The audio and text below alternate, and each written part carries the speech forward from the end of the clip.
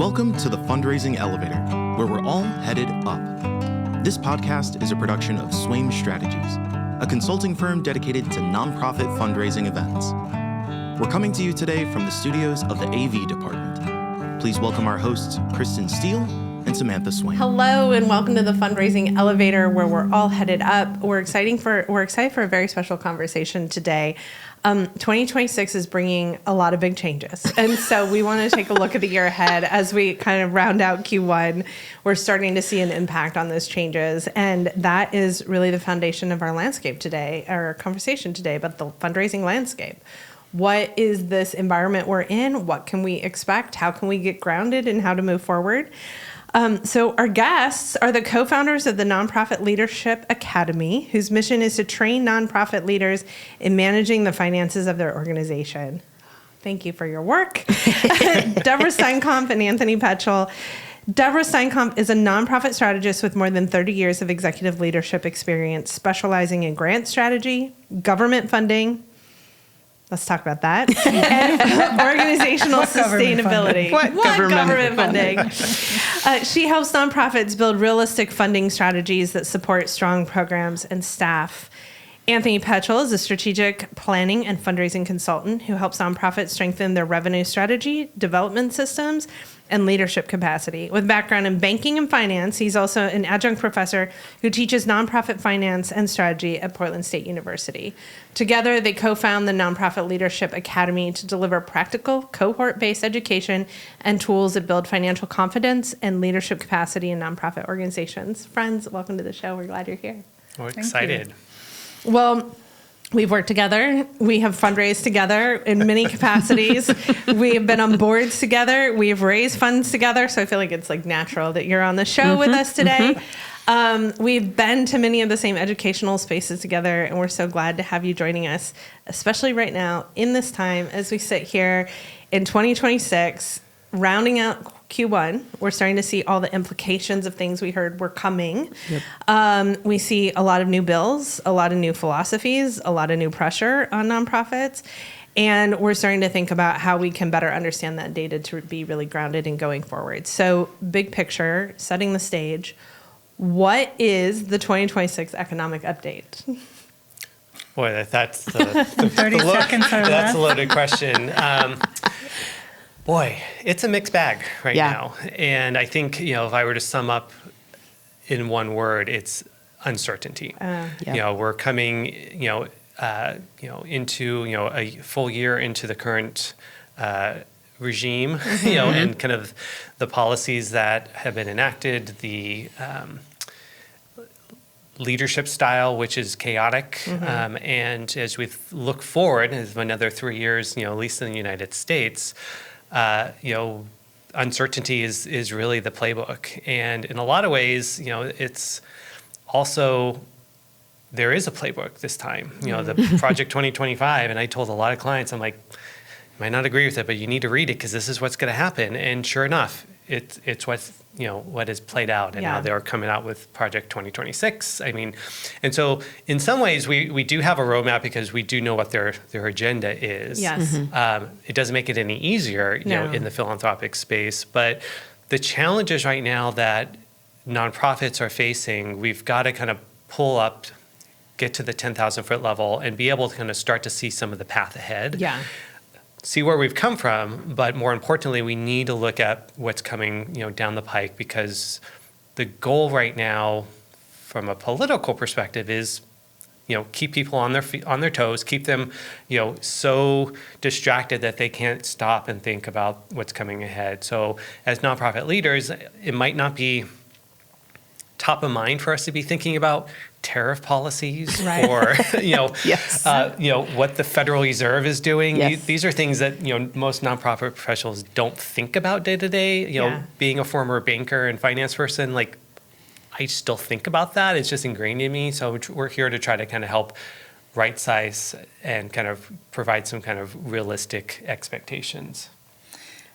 And to piggyback on that, I think it's also time for nonprofits to just engage in some really realistic conversations about what's sustainable and what's not. I think we're going to see a lot of contraction. We have so many nonprofits that are seeing government dollars being clawed back. And the instinct is to focus on organizational survival. Yeah. And I think we need to think beyond our individual organizations and think about how we're going to preserve the mission. Yeah. And make sure that our communities are still getting our mission-based services. And that might look different, especially for smaller organizations without substantial operating reserves. There may be some mergers and other kinds of contractions as well as strategic collaborations.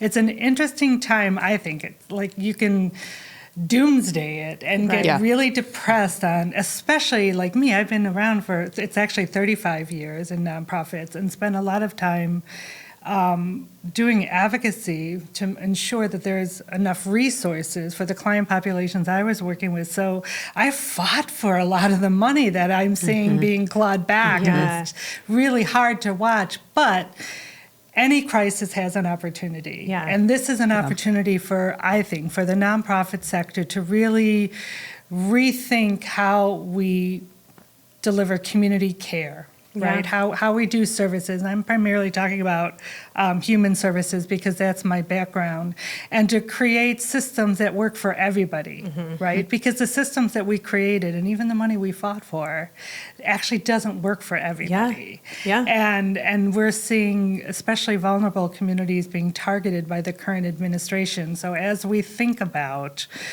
money shifting and money being pulled away from our work, it's an opportunity to do a system redesign. Yeah. And I'm really excited about those conversations. I know that's not a fundraising topic. Oh, sure it is. But Absolutely it's part it is. of the reality that we're facing because, to sustain what we've built just from philanthropic support as government dollars is being clawed back is just not realistic. So we need to have realistic conversations internally in terms of, budget planning and our revenue strategies, and then we have to think about the ecosystems in which we operate and how we can preserve core mission work in a way that allows us to maybe redesign some of those systems that aren't working for everybody right now. I would argue that this is a time that nonprofits were designed for, that the struggle of working within a system that wasn't built to support people has been about adaptation, has been about change, has been about doing a lot with a little, and that we now have a whole life cycle and career set of career professionals that have a skill set that's needed right now. And it's hard to figure out how to keep your organization thriving and also solve the world. But I feel like the world at large should be looking to nonprofit leaders to understand how to operate in this new dynamic, and communities of color. These are two communities that this is not new, right?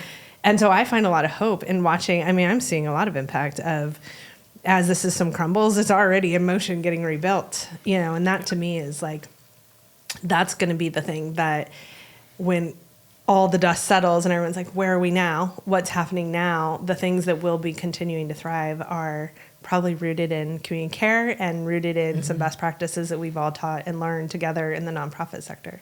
Yeah. So I totally think it's fundraising related. Well, and I think that's often,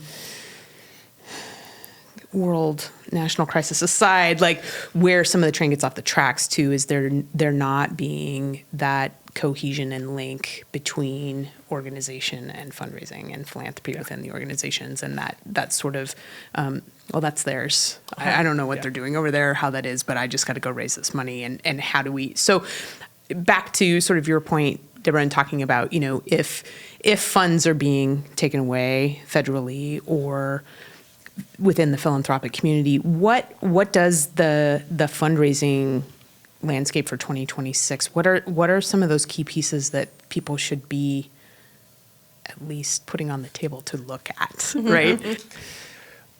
Well, and so going back to the original question of what's the economy doing right now? And that's why I feel like, as leaders, in the nonprofit space, we do have to take that moment to pause and kind of look at the big picture and look at the data. And really what we're trying to do is make sense of the data so that way we're making informed decisions. Yep. And so right now, no one is saying the dirty R word, recession, but we are fundamentally in what's called a K-shaped recession, where depending on where you fall on the income inequality line, things are either going great for you. If you're in the top 1%, you're doing just fine. You just got all the tax policy, tax cuts that you wanted. The stock market for you is doing well. For you, it's like things are great. But if you're below that 1% line, you're seeing decline. So 99%.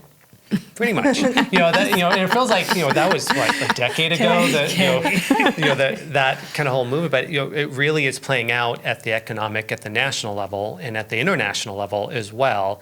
And we have to kind of look at that from the philanthropic space. And so when we look at the philanthropic data and we dive into things like the Giving USA report, the Association of Fundraising Professionals Fundraising Effectiveness Project, and you have to look at multiple data sources because they both pull from different things. Right. Yeah. And so they tell different parts of the story. But when we look at those two combined, the Giving USA report is pulling from 990 data, so it's looking at what was received, not necessarily who was giving it as much.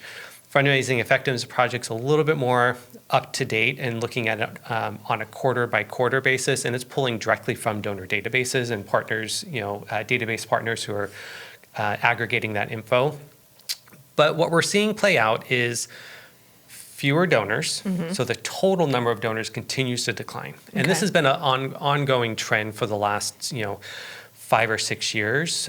It has accelerated and is accelerating. So we're seeing fewer donors, but we're seeing total giving going up. And so the most recent data that we have coming out towards the end of 2025 was about 3.5%, 3.7% fewer number of donors, but those donors who were giving gave 3% more. So we're seeing kind of giving at the national level, and you look at the big numbers of like the Giving USA report, giving continues to go up. There's still a lot of philanthropy happening. There's still a lot of generosity. Donors are still giving. But who's giving, how they're giving, those are the things that are really changing. So in some ways, the question is not, what's happening in philanthropy. It's how has philanthropy changed given kind of the economic cycles. And those are the questions that I don't see nonprofit leaders asking enough about to understand what is our funding model? What types of resources should we be bringing in? Where is that money coming from? How are those folks being kind of impacted? And so when you look, kind of pull back, we're seeing more giving, but who's giving is changing. So who's giving?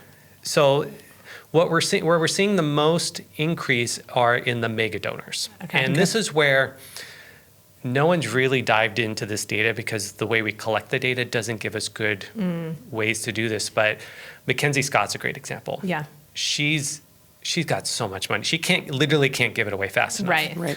And she's giving away such large sums of money that when you kind of do the back of the envelope math and pull that out, it's like, oh, that's really kind of skewing the dollars. Right. So, the ultra wealthy, those who are giving $10, $25, $50, $100,000 plus gifts to multiple organizations, that's where we're still seeing the largest kind of increase. What's also interesting is the biggest increase is not in how they're giving, or not in what they're giving, but how they're giving. And so they're giving in more tax advantaged ways. Asset-based gifts account now for, the estimates are 15 to 20% of total giving is coming from stocks, bonds, mutual funds, gifts of land, appreciated assets. This is huge. And this is the biggest increase that we've been seeing in giving is actually coming from those kind of asset-based kind of gifts. I think over the next 10, 20 years, crypto is going to be the next big asset. This is something that there's a lot of things happening at the policy level that's going to really elevate that from just a speculative meme coin to like a real kind of utility kind of play.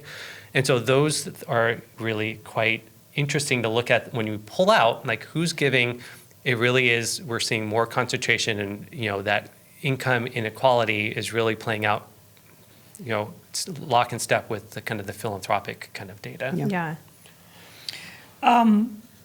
There are other things happening, though, with regards to everyday donors. So we know that there's a contraction in everyday donors for reasons that are intuitive, right? They're impacted by the economy, and economic uncertainty impacts the discretionary dollars that they have to give to philanthropy, but that doesn't mean that they're not engaged. Right. This is where the 2025 Giving Tuesday data really fascinated me. Yeah. So the Giving Tuesday data saw, I don't know, maybe a 6% increase in donors, like a 13% increase in the amount of money raised. But what was really significant was the increase in people who volunteered. That increased like 20%. I think, if I get it right, you've got the numbers in front of you. And then the increase in the number of folks who spoke out on behalf of the cause they cared about, who responded to a call to action, that increased by 26%. Oh. So that tells me that people are still wanting to support nonprofit work. They're still wanting to be connected to mission-based work. But if they are strapped or they're too worried about what's going to happen with their saving accounts or their retirement funds, they're engaging in other ways through advocacy and volunteering. And to me, that's really encouraging and uplifting. Yeah, I agree. I think that there's a hopeful message there too, because if you are looking at, we've been looking a lot about relationship and belonging and how people feel disconnected from the causes that they used to be really involved with. And that sort of connection recession that we're experiencing post-COVID, that to me is an exciting number of like, oh, people are feeling re-engaged. People are coming back to volunteer, are speaking up, are feeling invested. I also think something you said, Anthony, is interesting, which is asset donation. Because do you all know Carmen Rubio, a CEO in the nonprofit space? One of the things Carmen taught me that it's stuck with me for the past decade we've worked together, is that if you have more assets, you have a different seat at the table. Meaning, if you have real estate assets, you are invited into policy decisions. If you have, buildings, you have different say in city and government, county government. And so I think that's exciting. It's exciting and terrifying at the same time. Because when you bring that up, it's like, and when you look at the federal tax policy that's being implemented, it is radically redesigning how, at least in the United States, how things are funded, but more importantly, who has that seat at the table. And it's skewed now towards who has assets now has control. And those who are just reliant on income, you're losing kind of that, the little control that in that little kind of seat at the table that we already had. And it's particularly important for us to think about those everyday donors, because for most of us, our annual fund gifts, our event-based giving, it's coming from people's disposable income. So when that gets eroded by, inflation, that gets eroded by job loss, by just fear, and uncertainty. So people are just holding on to more. It's also changing the timing for when people are giving. And so when you look at the year-end data, and I'll use locally here in the Portland region, we have the Give Guide. So it's kind of a giving campaign, and a lot of communities have those type of giving campaigns. We did some work with them recently, and one of the interesting things diving into their data was they didn't hit their goal until really the midnight hour, up until December 31st. And so the hitting their goal came a lot later.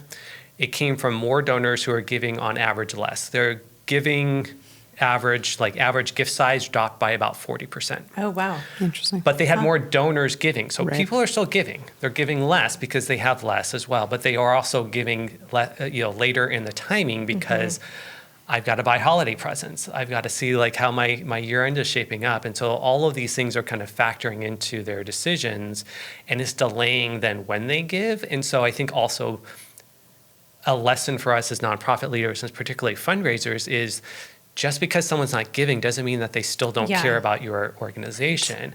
We still need to engage them. They might be giving later than they normally do or in a different cycle. But they also might be looking for other ways to engage and be a part of your mission beyond just cutting a check.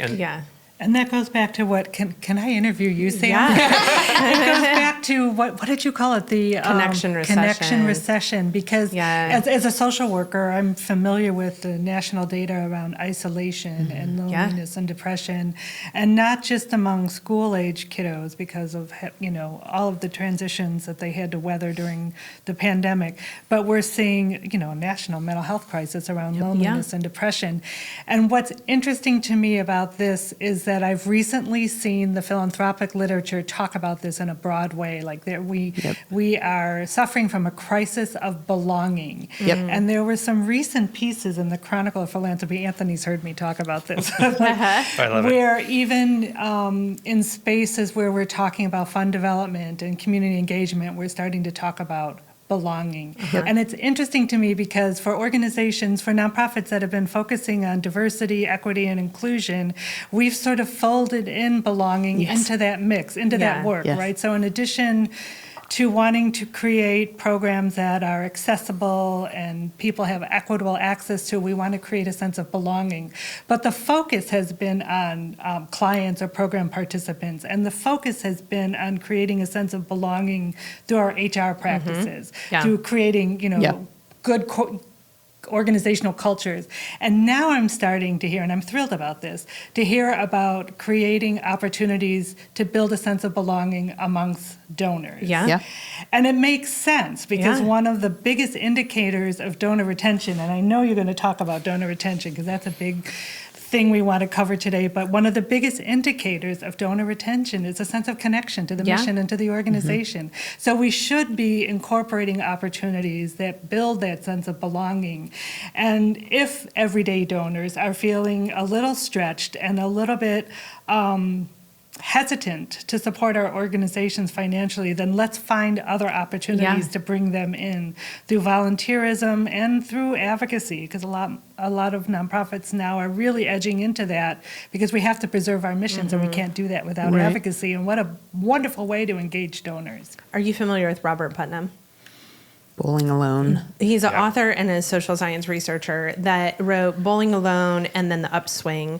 As well as a couple of other books. But that idea that post-World War II, there was actually a concerted effort around making sure that as women left the workplace and men returned from war, that in this very gender binary world that we're in, that there was a place that created sort of a sense, or a third place, right? Like a sense of community and connection. So this uprising occurred of like the Eagles Club, the, American Legion Society, the Elks Club, and all these like, bridge groups, card games, and bowling clubs. And as all of that has eroded in our social systems, and then you add COVID on top of it, we as nonprofits stopped our volunteer programs. We left our office buildings and went into our own homes. We have our board meetings on Zoom.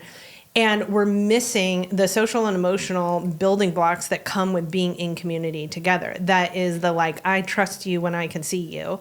And when we're looking eye to eye, we can create a shared language. We can create a shared sense of connection. So our mission right now, being in the event space, is how do we invite people in? If I just get a board meeting in person, I'm so much happier. Just how do we get organizations to take those little steps that bring people back together? Because to me, that is at the root of how do we rebuild and think toward all of the ways donors can get re-involved and reinvested. Well, and part of getting donors reinvested, and I want to highlight sort of point you were making, Anthony, is that idea of if I'm only opening or closing the door to you as a donor based on a check that you have in your hand. And this is good. This has always been true about good stewardship. I feel like we're putting a spotlight now on it because there are data points showing us that we need to. This is a sink or swim moment around some of this. But if I'm only decreeing your value by the check that you're bringing in the door versus all of these other pieces, I don't, as a donor, feel like I belong. I told you, I gave you a point of vulnerability. I can't support you this year in the way that I would really like to or maybe have. I hope that is true in the future. Here's what I can do this year. And that sense of belonging for me as a donor is that you have the same amazing reaction to me coming and saying, I want to be involved. And I think as organizations, we need to continue, like sometimes, we're on the planning side, so we're privy to some of those internal conversations about, we asked so-and-so for this and they said no. It was like, how'd the rest of that conversation go? Yeah. That conversation can't be End there. over with no. Yep. What does the rest of that relationship look like? It's interesting because when you look at the fundraising data, like where does belonging and those kind of Right. Yeah. socializing, How do you measure it? how do you measure it? Well, it's hard to measure it like directly, but when you pull back and you look at the 10,000 foot level and you look at the donor retention, you look at it from Yeah. that Yep. stewardship perspective, the data has been there for a long time, and I would say the other bad R word in the nonprofit space, is retention. And Yeah. we don't talk enough about retention in the philanthropic space. And there's some really interesting dichotomies between US-based philanthropic retention rates and European NGO retention rates. The national average right now for donor retention in the United States and North America, Canada kind of mirrors us in a lot of ways in this sense, is about 43% on a 3-year rolling average, so repeat gifts. Yep. Let me put that another way.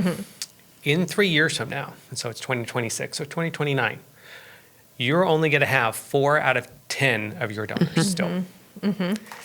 That means we're replacing 60% of our Right. donors every 3 years. That's a lot of wasted energy. But when we compare US-based charities to European-based charities, their retention rate tends to be above 80%. Wow. And you're like, well, both, kind of Western, European kind of cultures, it's like, so like what's driving this? The biggest difference is in the frequency that we engage with those donors and how they are giving. And so in the United States, we prioritize year-end giving during the holidays. It's giving season. We prioritize coming to our event and giving at our event. It's essentially the equivalent of, we all have that one friend where the only time they ever call us is, once a year when they need something. Right. When they And need you're just help like, moving. oh, Sue's calling. I know what this is about. And it's like, I'll get that later. And that's essentially how we show up as Yep. nonprofits to our donors. So what the difference is in Europe and European-based charities, they focus more on monthly giving programs, give monthly. And so when you look at the data for the United States for those donors who give 7+ times in a year, these are our monthly donors. Yep. The giving rate, and I want to get this stat correct. Those monthly donors in the United States who give more than 7 times in a year is 87.3%. Wow. Your first-time donor retention, so someone gave you a gift, you're trying to get the second gift, is only 14%. Yep. Yeah. So in the U.S., we spend a lot of time focused on like acquiring new donors. Yeah, the and not magic enough is in time, the second gift. not Yeah. enough time focused on retaining existing Yep. donors. So we end up bringing a lot of donors who are not good fits for us.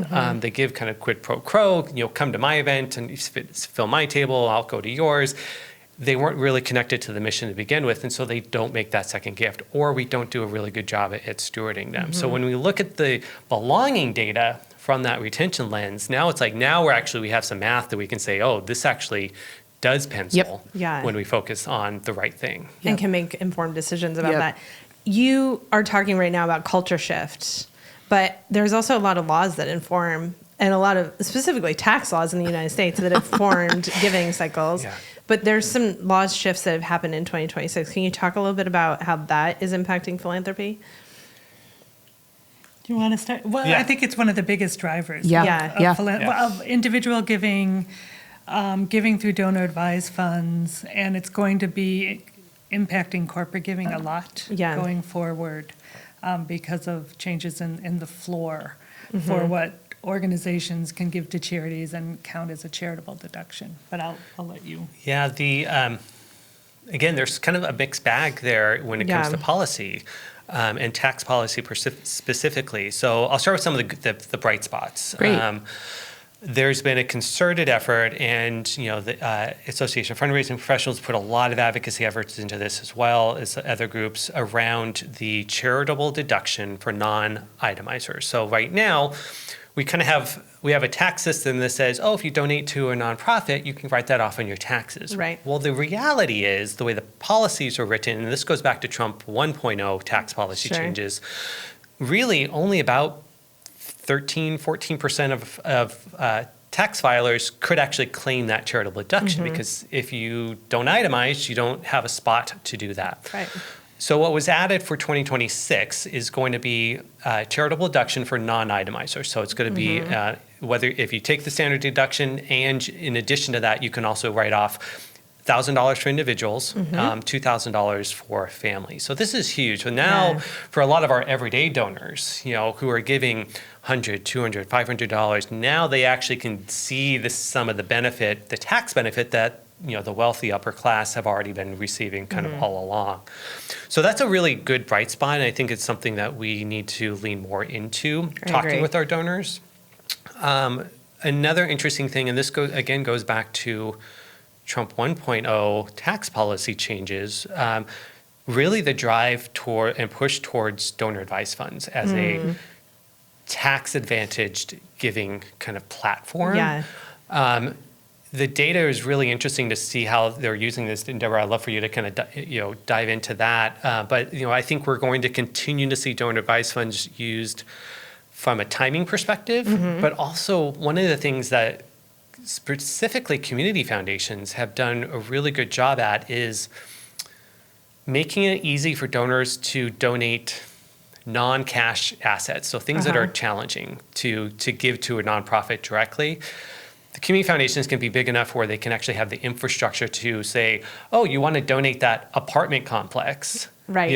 Okay, we can actually handle that and turn that then into resources that then go out to the nonprofit. Where if you say, hey, little $1 million a year annual budget, here's a $20 million apartment complex I want to donate to you, and it's like, yay? Right. Like, what do I do with that? Yeah. And so there's those flow through a donor advice fund before they then go out, but so it's not all bad. And I think the tax policy is going to lead to an explosion of donor advised funds in 2026 and going forward, because of it incentivizes wealthier donors to make a larger contribution so they can get because they as a result of the recent tax law, the threshold has been raised for them, so there are more barriers for them to claim the charitable deduction unless they give a lot of money, right? So starting a donor advised fund will allow them to do that, because they'll get that tax benefit immediately, even if the funds sit in their donor advised fund for a number of years. So tax law is changing how people are incentivized to give, and larger donors, I think, are going to be more attracted to using a donor advised fund as a charitable giving vehicle or platform. I think, and we've seen that already happen in the last 5-10 years. The growth of donor advised funds is probably the fastest growing area of philanthropy. So it's definitely something to watch and to have a strategy around, and make sure you're making those offers to your donor base. You're letting donors know, because these people are already in your donor database. You need to let them know that giving to your organization through their donor advised fund is an option. The curious thing to me that I'm going to be watching is the growth of donor advised funds used by corporations as a charitable giving vehicle, because changes in the tax law also, and you have to help me, because I don't know if I'm going to say this right. You're the banker. The tax law raises the threshold for corporations as well as wealthier donors to be able to claim a charitable deduction, right? So that it has to be. So there's a floor now, which didn't exist. So there's a 1% floor for their income. So anything given up to that 1%, those businesses can't deduct that as a charitable contribution anymore. Anything above 1%, they can then, of their kind of revenue, they can then deduct. But then now there's also a 10% cap. And so they kind of put these kind of like collar on kind of corporate giving as far as how they can kind of deduct those dollars. So it's going to incentivize a lot of businesses to consolidate their giving. Maybe, here's what we're going to, and we saw this happen with individuals where it's like, I'm going to give X amount of dollars over the next 3 years. I'm just going to give that all in 1 year, put that in a donor advised fund, and then give that over the next 3 years. Take the tax benefit in 1 year. I think we're going to see that play out with companies as well. This is uncharted territory, and so we're really not going to know until maybe this time next year, what that's going to really look like. But those are some pretty significant decision-making changes. And what's interesting when we think about it from the corporate perspective, we had already started to see post-pandemic a shift in how companies are giving, what type of engagement they are looking for. And historically, corporate giving has fallen in one of two departments' budgets. It's either in the marketing department, we want to kind of get that brand recognition, put our logo on your event, or it falls under the HR department. We want to engage our employees through volunteering and those other activities. Post-pandemic, when we saw kind of the pullback from events, for that period of time, we saw a lot of that shift towards the HR budget, and also companies using kind of corporate giving to engage their employees for their own retention reasons. Matching challenges, things like that. Exactly. So for over the last 5 years, and 6 years since the beginning of the pandemic, we've seen this shift from corporate giving really kind of move more towards kind of those HR decisions. This might actually drive this back to the other way, where they actually are now looking not for that philanthropic deduction, but for that marketing write-off. Well, there's another driver there we should touch on. That is generational impact, right? So in Mariah Monique's work, she is an expert in corporate sponsorship in the nonprofit space. Her research and all of her findings are identifying that in the marketing space, the conversation is younger buyers are requiring brand alignment with values. So in order to appeal to a younger buyer, brands, companies, corporations are also moving a lot of that corporate support into sponsorship dollar to demonstrate brand alignment and value alignment. So that is becoming like the single driver in marketing spaces. And now you also have the tax law benefit that I expect it's going to be a pretty big swing. The other scary competition that we are also seeing from corporate giving and is politically motivated giving, both ways. And that goes back to the brand identity, but also just corporate giving for political favors. And kind of the way companies are spending their dollars. The White House ballroom is a good example. I mean, that was corporate dollars that were driven, that were driving tax policy changes. And that's essentially the favor that they got. Like, we'll donate this, but we're going to get 10, 20, 30x return on that amount that we're donating by getting these policies changed.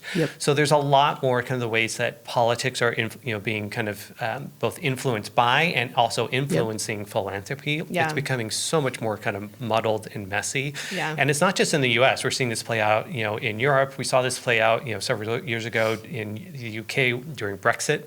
And how that impacted a lot of their charitable organizations.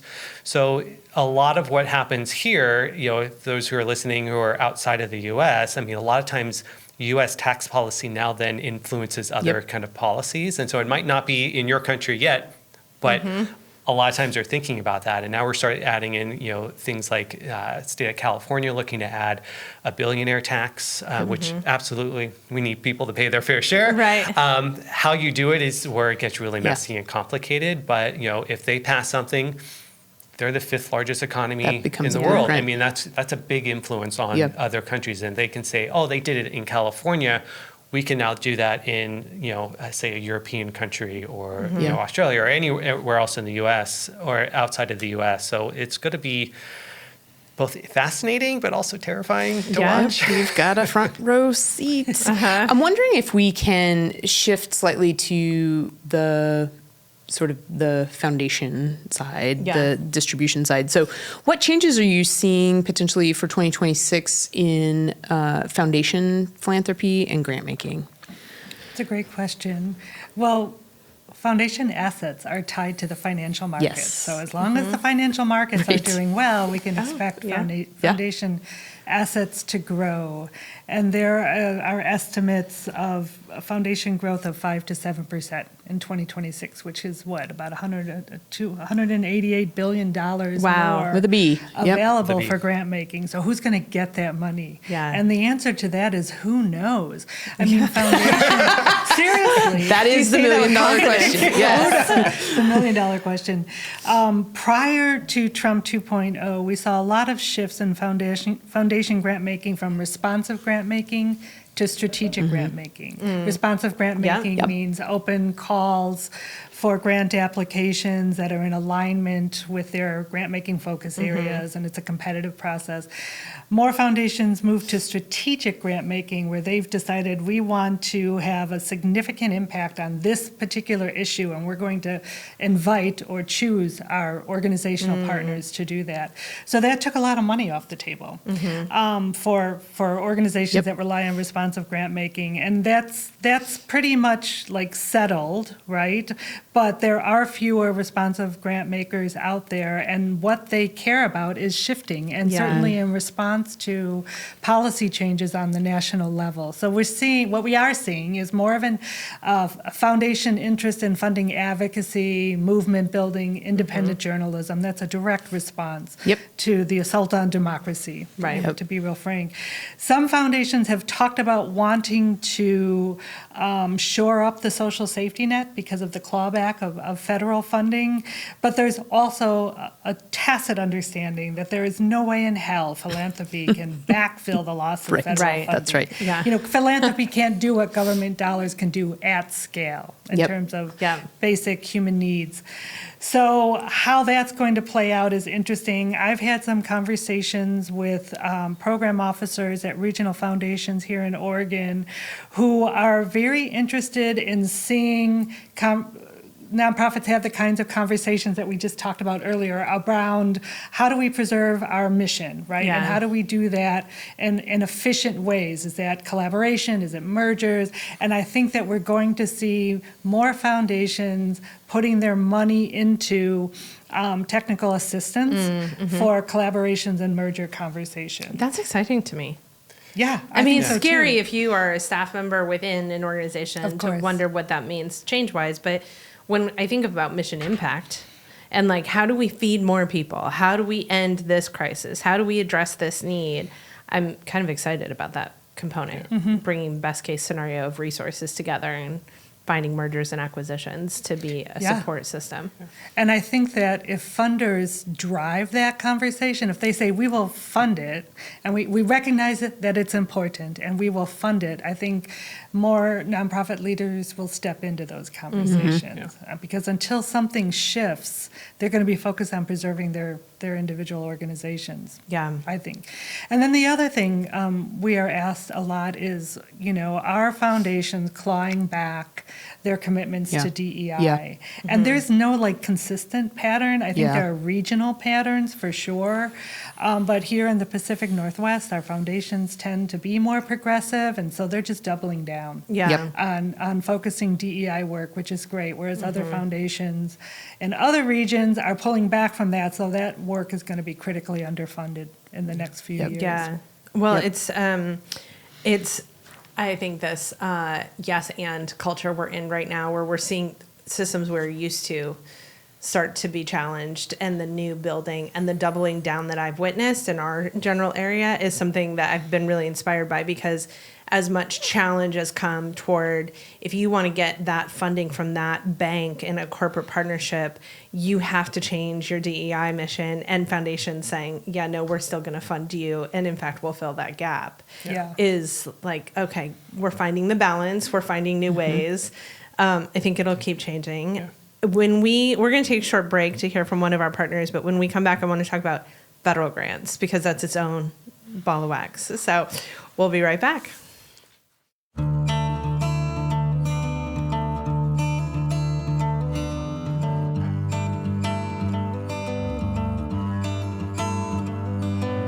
Ready to take your fundraising to the next level?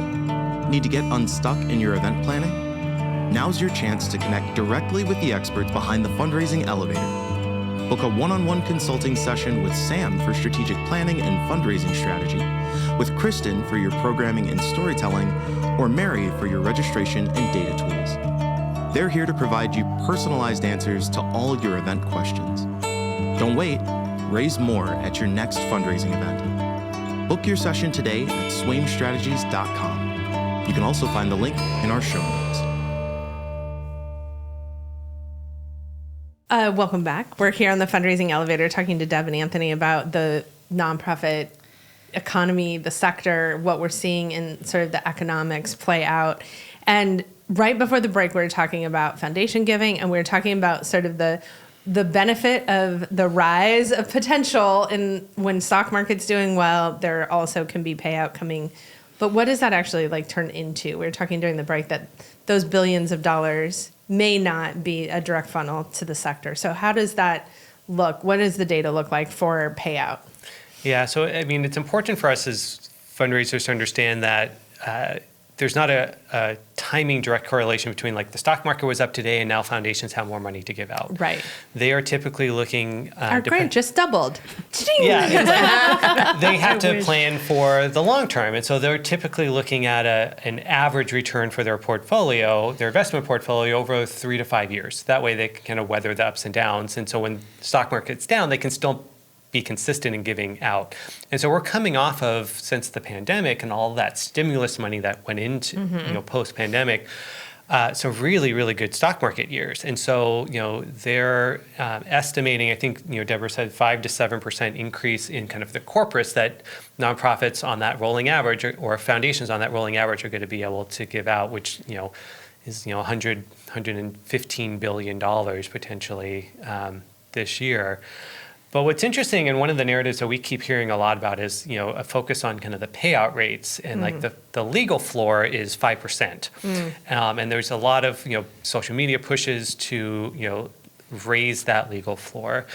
And I feel like right now it's a little bit of a distraction because just because you raise that floor doesn't mean that more money is going to be given out, because the national rates are actually much higher. I mean, typically, foundations are giving somewhere between 7 to 8% on average. And so it is actually a pretty high rate. There are some that do give smaller amounts, but a lot of times those are in the early years when they're forming.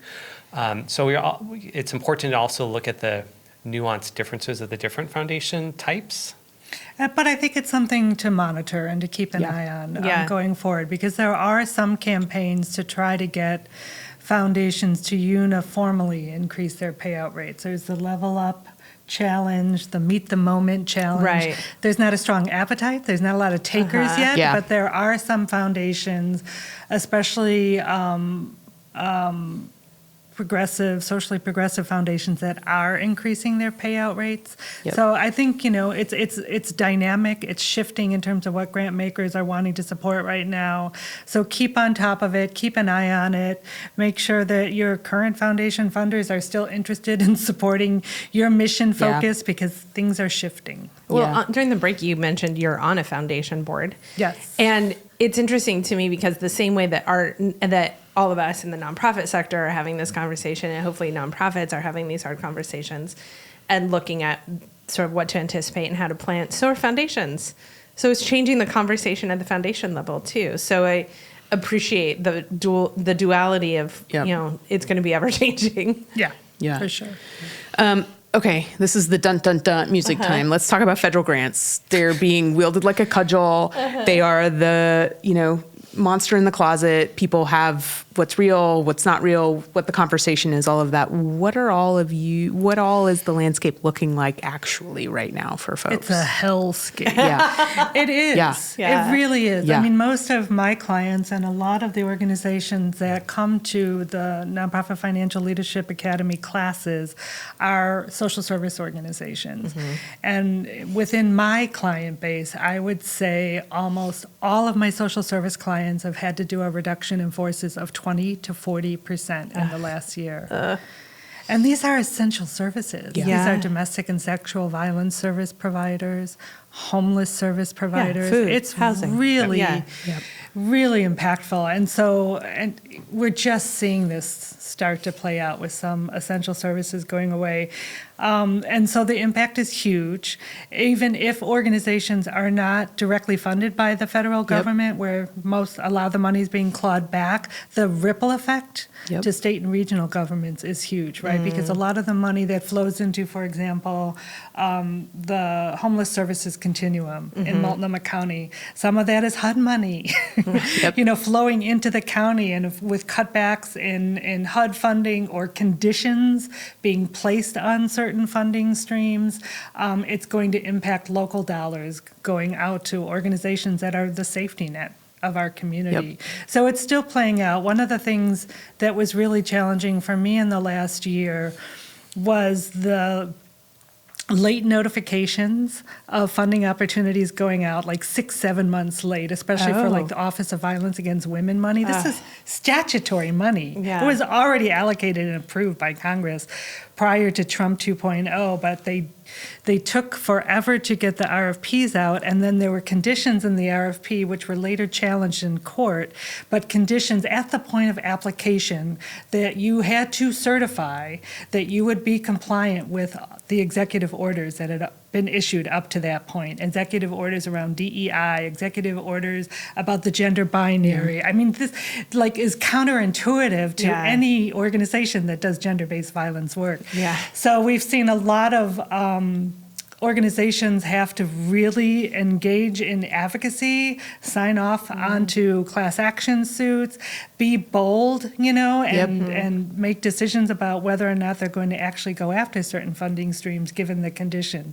So this is, a lot of it is played out in court, and I don't know about all of the individual court cases, but you can read about them on the National Council of Nonprofit website. But we've actually had a lot of wins around, especially around the executive orders and the enforcement of the executive orders as a condition of getting federal funding. I think what we're going to see happen in Oregon in the next year is more restrictions on federal dollars flowing into the state coffers and into individual nonprofit organizations' restrictions because we're a sanctuary state. They're going to use that. I mean, that's already happened with VOCA money coming into the domestic and sexual violence service delivery system because we're not a sanctuary state. And our Attorney General has made the decision not to comply with those VOCA requirements. And so those VOCA dollars were millions of dollars that the DVSA service delivery system is no longer getting. We interviewed Alice Ferris, and she was talking about the importance to tell that story. Do you think that story is being told by organizations to inform donors? The advocacy story, I don't think as a sector we've... Or the impact story. The impact story, we have not leaned into that as much. And I think a lot of it is, a lot of organizations don't understand how that money flows through the organization. They might think, I don't get federal grants, I'm okay. Well, no, you don't, but the state that you live in does, and then they pass that on to a state agency that then gives you that contract. So when that money goes away, there's that kind of... You're 1 or 2 degrees removed, but eventually it hits you. We're also seeing this on the international scale as well. When USAID was completely gutted, I mean, that's hundreds of billions of dollars flowing into international communities that might go to a government first that then goes out to those nonprofit organizations. So those ripple effects are now playing out and will be playing out over the next several years. But the other kind of interesting kind of ripple effects are we're seeing more of those kind of traditionally federal, state, foundation-funded organizations now saying, we need to diversify and we're going to start an individual giving campaign. And so, individual donors have even more kind of choice now in front of them of who they give to. But we're also hearing from a lot of the family foundations and the mid-sized foundations. We have several friends who run mid-sized foundations. In the last 18 months, they've seen anywhere from a 5 to 6x increase in the number of applications. And they're faced with, do I hire another program officer to read through all these, or do I give out that money? And I think we're going to see a lot more foundations get more restricted in here's what we will and will not fund, because they just literally have to kind of funnel that even more. And so the federal dollars are such big dollars that philanthropy cannot fill that, cannot save us. And so we are kind of at this inflection point of, as a sector, we kind of then really need to rethink how are we funding and doing this work. And quite honestly, there's a lot of organizations that were valid for a time and they've maybe outlived their usefulness. And they need to think about, the collective. Do we need to make space for other organizations, specifically, other kind of community base, and you think about the way DEI shows up in this space. There's a lot of legacy organizations that maybe need to make space for communities of color and different ways of doing the work and different ways of funding the work, and not just existing for the sake of existing. I'm probably going to get demonized for saying that. Oh, I could hear all the screw you. So before the break, we were talking about DAFs. And I think as this thing that has some accelerant put on it, it's cropping up in a lot of conversations. I'm seeing it in a lot more stories in Chronicle, Let's et cetera. lean to where the potential is. Let's lean to where the potential is. But let's just pull back, just DAFs. What are they? How do they fit into the landscape? What is just DAF? Well, kind of how do we kind of get on a common page about what that is? Sure. Well, donor advised funds are essentially charitable savings accounts. An individual that sponsors a donor advised fund or a DAF, they make their big donation to set up the DAF. They get the immediate tax benefit from that, and then they can give that out to charitable purposes over time. And donor advised funds are housed or parked at community foundations or financial institutions like Fidelity, Schwab, Vanguard, all have charitable services divisions that will manage donor advised funds. So that's what a DAF is. And as we said earlier, changes in tax policy and changes in individual donors being incentivized to do asset-based giving are largely driving the growth of DAFs. So we have some data. Oh, yeah. Love it. Good. Love it.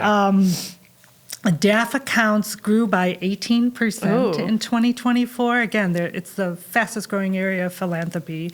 There are now more than 3.5 million DAF accounts across the U.S. 3.5 million. Almost $90 billion was contributed to DAFs in 2024, and about $65 billion was granted out. So $90 billion in, $65 billion granted out. That's really important because a lot of people see DAFs as sort of wealth hoarding, especially since they get the tax benefit out the gate.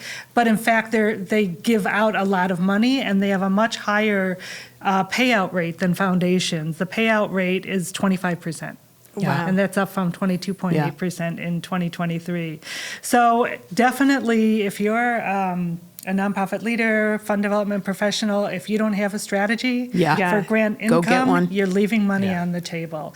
And it gets confusing because of how DAFs are paid out. They're paid out by the community foundation that holds them or the financial institution that holds them. So when they come in the door of a nonprofit, they're classified as a grant. It's a grant from the institution. Right? So depending upon how your organization processes gifts and donations, if it just gets classified in accounting as a grant and there isn't communication between development and finance teams, the development staff may not know, that's a DAF. There's a human individual donor connected to that DAF. I have good news on that front, though. Yes. That's changing. So DAF Pay is an invention similar to Apple Pay. Where now, this dovetails right into event fundraising. For us, the end of the night, there are always 4 or 5 guests that come up and say, follow up with me for my payment. That's because they're giving through their DAF. That then generates all these extra steps. One, we have to create a workaround in the system that says DAF payment coming, follow up for payment, so their credit card doesn't get charged. Then the individual has to go and the employee has to go do the outreach and invoice them and do the follow-up. And then the donor has to do the community foundation follow-up to release those funds and follow a bunch of paperwork. DAF Pay now is being integrated into our software, and we can just say, pay with DAF. That's right. And Yep. it's like the fact that not only is it a giant potential bucket, but also now is easier to access bucket. To me, I'm like, people need to be paying attention to Well, this. and I just think even sort of in spirit, having folks understand the mechanism of the DAF helps us. Mitch Stein was on and talking about this, that when I put, let's say I'm starting a DAF, I'm not, and I don't have this to start it, but let's say in 2026, I'm starting a DAF with 25K. I've said, for me and my family, that's 25K that is philanthropic dollars. And they're going to go sit over there and I can distribute them in perpetuity. But I don't get like my savings account to go and claw that back to do That's right. my It's kitchen remodel, 'Cause you've right? gotten the Like tax I've benefit. shown my intention is that for me, I value philanthropy. I probably also value the tax piece of it as well. But there's signaling that's happening in DAFs that I think sometimes we get into the like, another layer of whatever. But really that there's an opportunity there for Well, I us think- to look at what the story that people are trying to tell in doing that. That's right. That's right. And I think part of the confusion is that they would just kind of arrive as checks in the mail Yes. from Right. Schwab.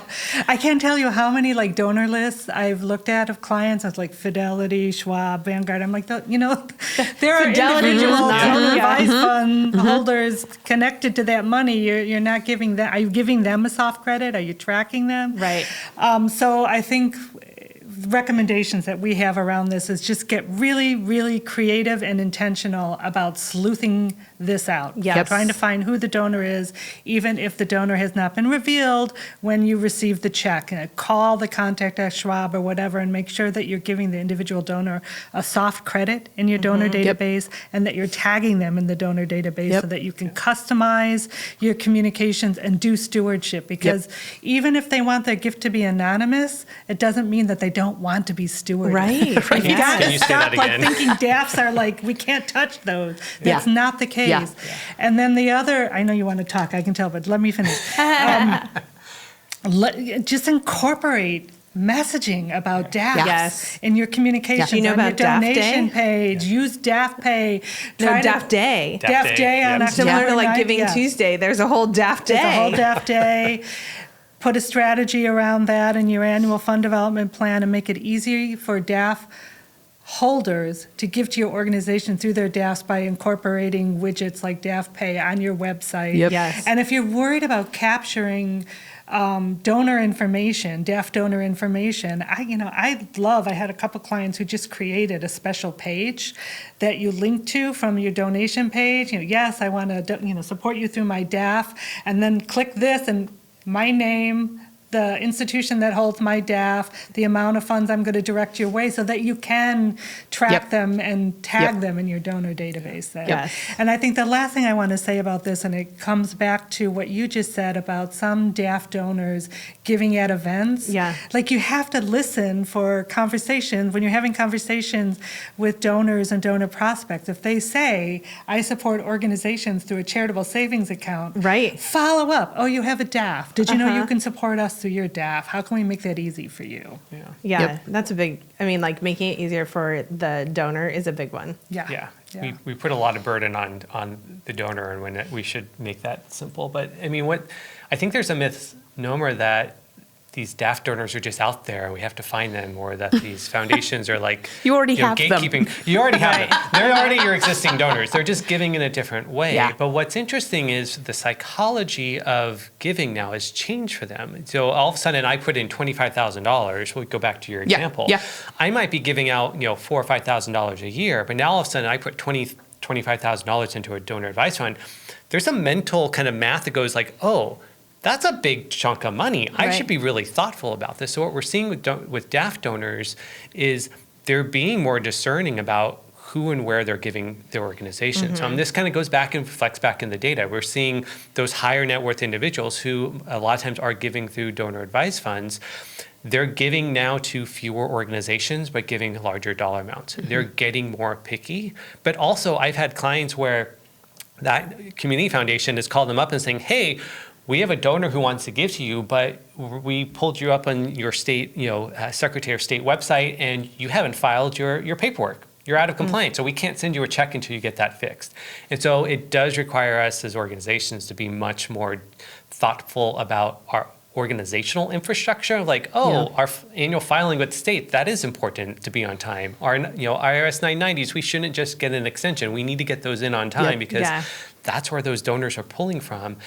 And if I can just make one plug for, since I mentioned 990s, donors, and especially donor advised fund donors, are reading your 990. There's a lot of narrative in the 990 that talks specifically about the programs, about your mission, about how you deliver your work. Your accountant should never write that narrative. if anyone in this podcast takes one thing, it's like, this is your takeaway. This is your takeaway. Go back and reread your 990 and look to see like, what are our donors reading about us? Your communications, professional, your fundraising professional should work to write those narratives that describe your programs, describe your services that are going out, because that's what the donors are looking at. I had a nonprofit who, when I did an organizational review going into a strategic plan, I looked at it and I'm like, I was reading through your 990 and it said your mission was blah, blah, blah, blah, blah. And the executive director's face went white because she's like, oh my, it's like, we changed that like 10 years ago. Their accountant had literally been cutting and pasting for the last 10 years. And it had been wrong for 10 years. And so those are things that, from, again, kind of pulling this back to like the finance piece, like the devil's in the details and the details matter. And the donors are really looking at that. They're looking at it for making sure it's a good philanthropic investment, but then they're also making sure, can I easily access that? Put all that on your website. The DAF Pay, I mean, we want to be able to like, Venmo, that ease of Venmo and that kind of mentality, we want to be able to make a donation that way. And if we're not making it simple, we're leaving money on the table. Well, and that's the thing we wanted to talk about today was how do you take all this data and turn it into action? That's a very actionable thing, right? Like, if you are a fundraiser, you may not be the CEO or the executive director. You may be the grants administrator. You may be the individual giving officer. You may be the data coordinator. Go read your 990. There's a very good, solid place to start. Yes. Well, let's talk about other sort of future forward things. Yeah. So what are some of those specific adjustments that our heroic fundraisers out there can do right now in the midst of this hellscape? To be resilient, like where is that? I have out the gate a response for that, which is be comfortable talking about tax changes and the impact on your individual donors. Like if you don't understand how everyday donors are incentivized and how major donors are incentivized through tax policy, you have to get comfortable talking about this now because tax policy is driving major shifts in philanthropy. You have to accept that people make decisions because of that. I think sometimes there is a pushback like, well, that's a dumb reason to make, it's like, that's not for us to evaluate. We need a very nerdy tax policy podcast that just that would be fun. Right? That's just like, give me 20 minutes a day to digest something new to understand about, because it's so complicated. And it's complicated for a reason. Yes. And I think, to Deborah's point, like leaning into understanding that. And I think as nonprofit leaders, we need to understand that. We need to be able to lean into those uncomfortable conversations with donors around, hey, this policy change, tax policy might be other policy change. This is how it's impacting our mission and impacting the communities that you care about. Let's have a conversation about the policy, not the politics, about the policy. We need to lean into that more. I had a conversation years ago with a major donor when I worked in affordable housing, and he said, well, if you could wave a magic wand, what would it be to affect your mission? This we're an organization that built affordable subsidized apartments. I said, raise the minimum wage. If people have more income, they can afford a market rate apartment, and we don't need to exist anymore. And you can just tell that they were just kind of dumbfounded. Like that was not what they were expecting. They're like, give us $1 million. I'm like, no, it's like policy changes I think are really important. I think the other practical thing that we need to lean into is, and we're going to be forced to do this whether we like it or not, is efficiency. We have constantly been under-resourced and having to do more with less. Yeah. We need to think more about how do we change how we actually do the work? How do we think differently about the delivery of service? How do we think differently about making it easy for how we engage with people? The pandemic in some ways was kind of a blessing in that sense, where it forced all of us to think about things like, how do we deliver our services virtually? Yeah. Instantly overnight, everyone finally knew how to use Zoom. I mean, that technology had been around for decades. Right. But all of a sudden, everybody now knew how to use it. It's like, oh, it's amazing what a little crisis would do. And, Poor Skype. Skype just got Skype still struggle. blown by. It's just like, but those tools, Yeah. like sometimes we're forced to it. And, Winston Churchill during, World War II is quoted saying, never waste a good crisis. I mean, so I think we're in this crisis mode. What we need to think about is, let's take away the box that we've been, operating in, and we need to think about, like, what's a new paradigm, what's a new structure, how do we do this in a different way? I think AI is going to be a really interesting tool for nonprofits to lean into. We are behind the curve Yes. already. Oh, we are. We need to think about this from a strategic perspective of how is this going to change how we do our work. We need to think about, like, how do we have policies to govern this from our values lens, from an equity lens. But more importantly, we need to think about, like, how can we use this to do more with less? How can we use this to be more efficient? How can we use this to identify and spot trends quicker? And so, I've done some things where I've put into ChatGPT organizations 990 and said, you're a donor. What would you glean from this if you read it? And it's fascinating what it's picking up on. And so I think using it as kind of a thought partner, in this sense, to help us identify and what's the relevant data that we should be paying attention to, what are the trends within our existing data. We have a lot of data as nonprofits, but we don't do a lot with it. And so, like, hey, we have all of this history. Let's analyze our donor database for the last 10 years. Ethically, yes.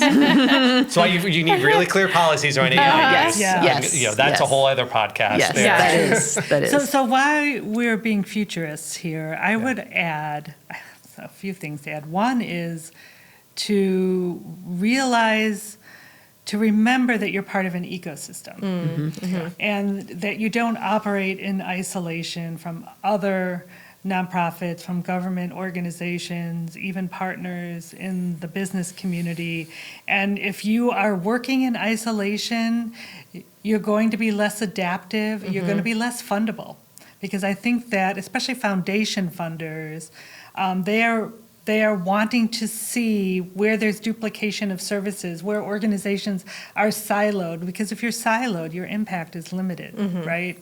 So I think another takeaway going forward and thinking about organizational sustainability and mission sustainability is to think about, collaborative. Who are your strategic partners? Who should you be talking to, especially if you're having to have conversations about mergers or having conversations about sunsetting, but you want to preserve some legacy mission-based programs. Is there a partner that you can give that program to? So I think collaboration is going to be sort of one of the big focus areas in 2026 as we see the impact of the contraction of government dollars. For sure. Yep.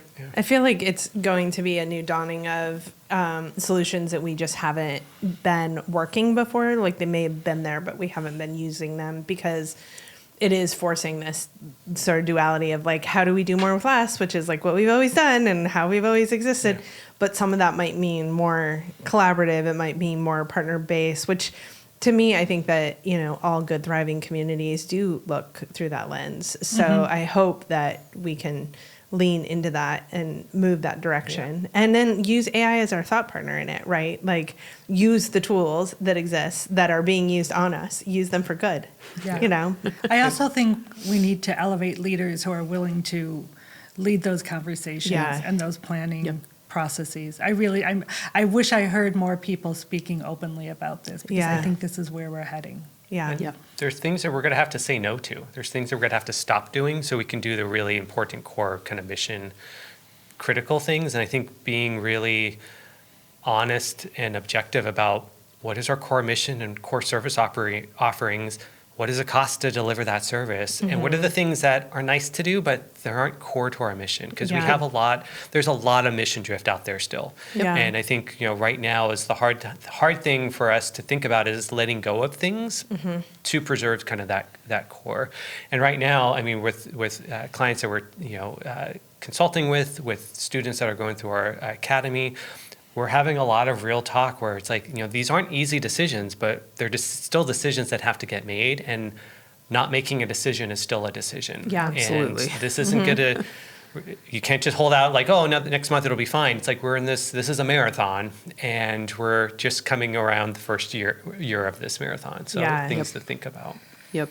I think too, what we're hearing a lot in sort of the nonprofit blogosphere and in the literature, and a few of the webinars that I go to that are sponsored by like CPA firms that specialize in nonprofit accounting, they're saying it's time to diversify your funding. Oh, just now? It's just now time? Yeah, but also like that is not going to save the sector. Right. No. Right, that it's complicated. Not all finance models are the same. They're driven by your mission focus and your core programs and services, the impact that you deliver for your community. So what works for a community-based theater in terms of revenue streams is not the same as a human service organization. So when you think about revenue diversification, you really have to think strategically, what's realistic? What's possible for my organization? What are my primary revenue streams? Am I diverse enough within those? Do I have one government contract or do I have 8? 8 government contracts is a diverse revenue portfolio, right?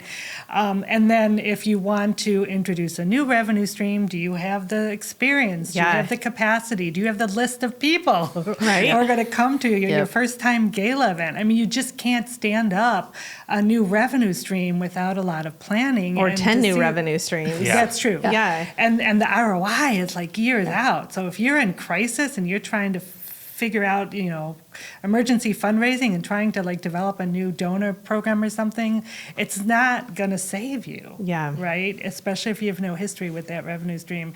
So Anthony and I hear this all the time. Well, my board wants me to diversify my revenue. It's like, well, break that down. Yeah. Do you understand what your primary revenue streams are? Are you diversified within those? Do you understand what secondary revenue streams make sense for your organization? And if you're going to focus on something, what is the one opportunity you have?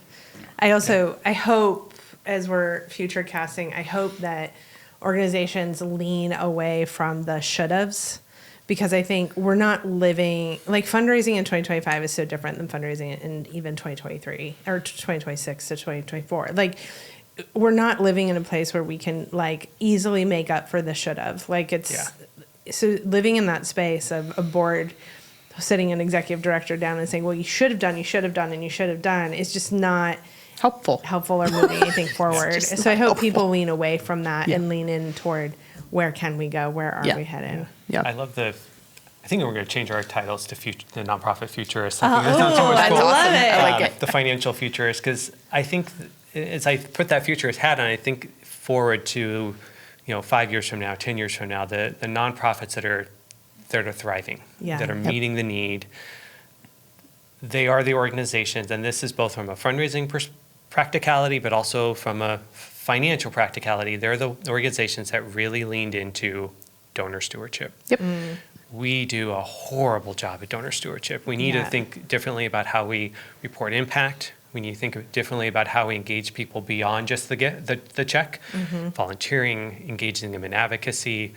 The donors that you have right now are your best donors. You're not going to go out there and magically find new, better donors. You already have them. And so how do we keep those donors better? Because I think if we can, especially in the U.S., in that giving model, if we can address that elephant in the room of like, how do we retain not 40% of our donors, but 80% of our donors, 90% of our donors? Now, all of a sudden, your fundraising has doubled.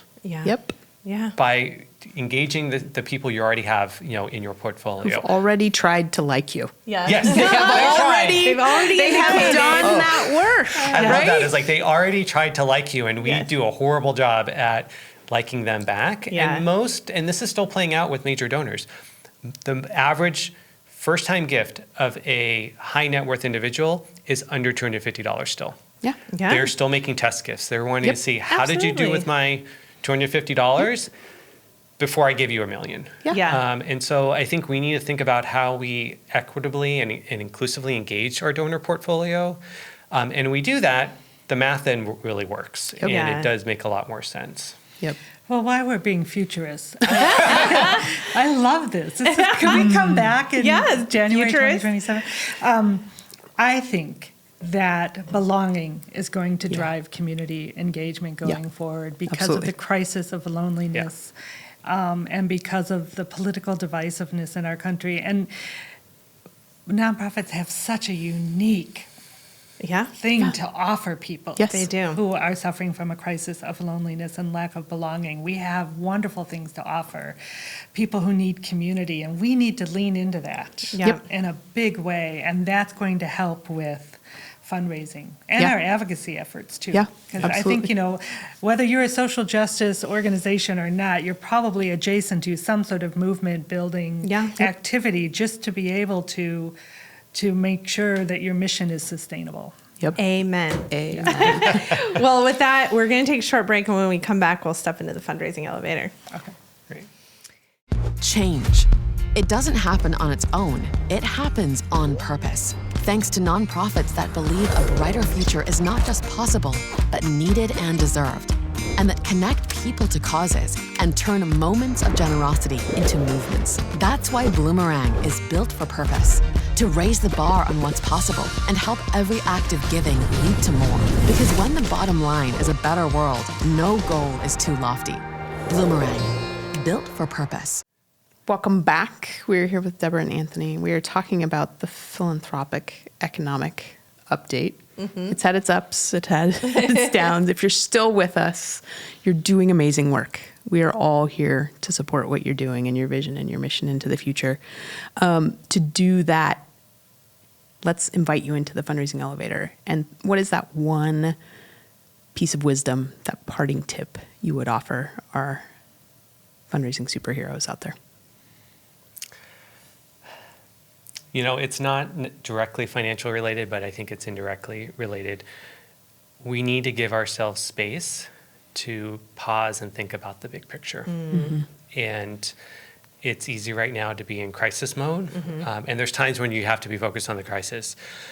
But as financial leaders, we need to look at the big picture and take that pause and that deep breath and set a course for our organization, for the next couple of years. I think if you can give yourself that mental space, it allows those other things, allows us to then look at the data, allows us to digest it and synthesize it.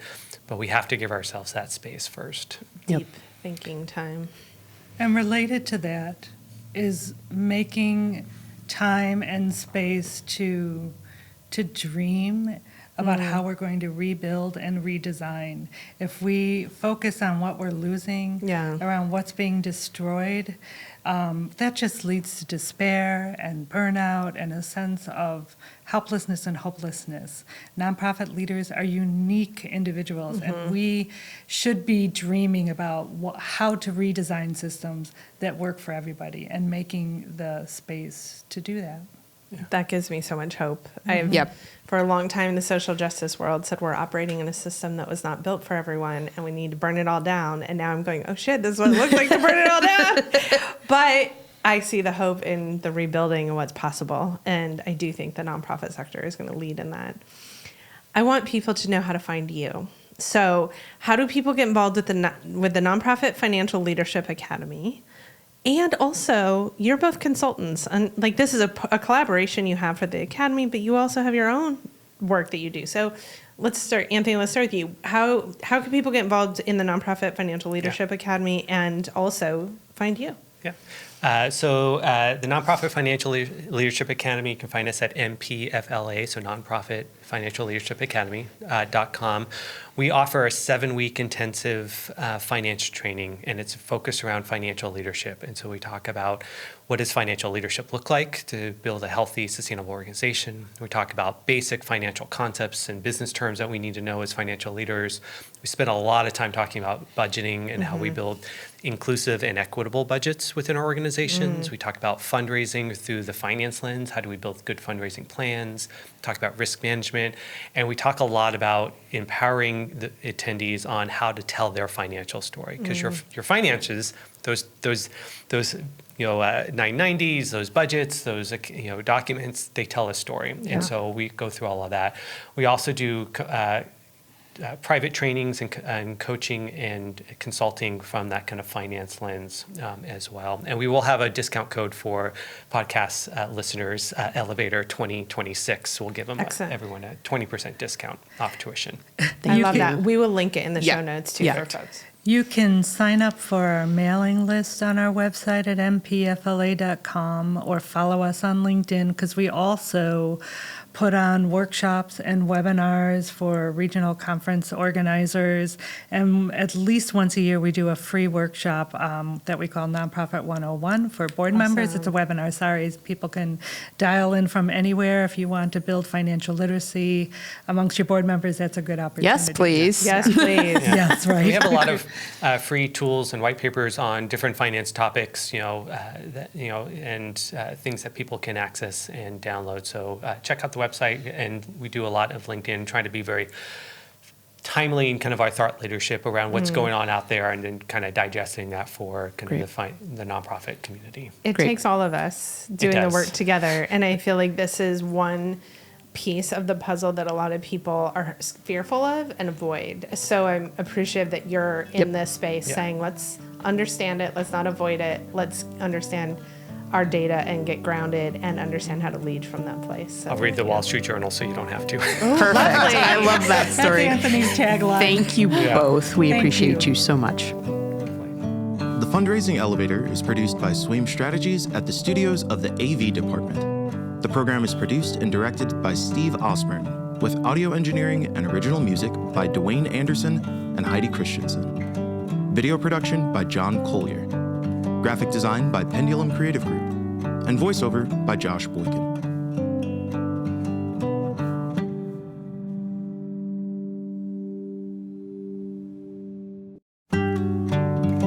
Friends, before we leave you, we want to ask for your help to make the podcast grow. If you enjoyed what you heard today, please follow, subscribe to the Fundraising Elevator. And if you're getting a lot out of the show, please share it with a friend and leave a review. These things help make sure that the podcast continues heading up. Thank you so much for tuning in.